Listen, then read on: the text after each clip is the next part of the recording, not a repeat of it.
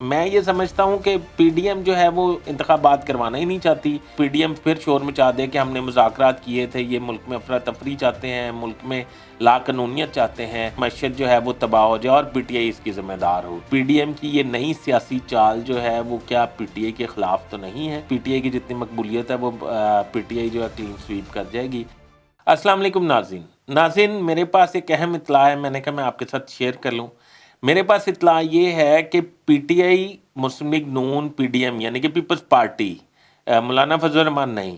یہ آپس میں مذاکرات کرنے پہ راضی ہو گئے ہیں اور یہ آپس میں الیکشن کے حوالے سے مذاکرات کریں گے۔ عمران خان نے اپنی کور کمیٹی کو اس کا عندیہ دے دیا ہے کہ وہ آنے والے وقت میں پی ڈی ایم یعنی کہ عمران خان یعنی کہ شہباز شریف اور آصف علی زرداری کے ساتھ بیٹھ کے معاملات طے کر لیں، اور آئندہ معاملات صرف ایک صورت میں طے ہوں گے کہ آئندہ آنے والے جلد از جلد عام انتخابات منعقد کروائے جائیں۔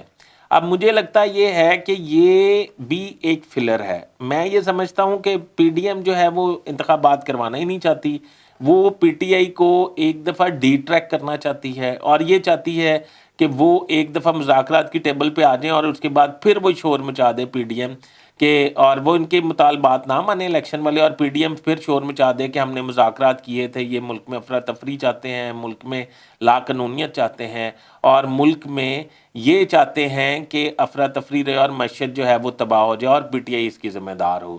میں یہ سمجھتا ہوں کہ عمران خان کو بڑا سوچ سمجھ سے اس پہ کام لینا چاہیے اور بڑے آرام تحمل سے اس پہ فیصلہ کرنا چاہیے کہ پی ڈی ایم کی یہ نئی سیاسی چال جو ہے وہ کیا پی ٹی آئی کے خلاف تو نہیں ہے۔ ناظرین، میں نے یہی عرض کرنا تھا، اور میں یہ سمجھتا ہوں کہ آئندہ اگر الیکشن پہ متفق ہو جاتے ہیں پی ٹی آئی،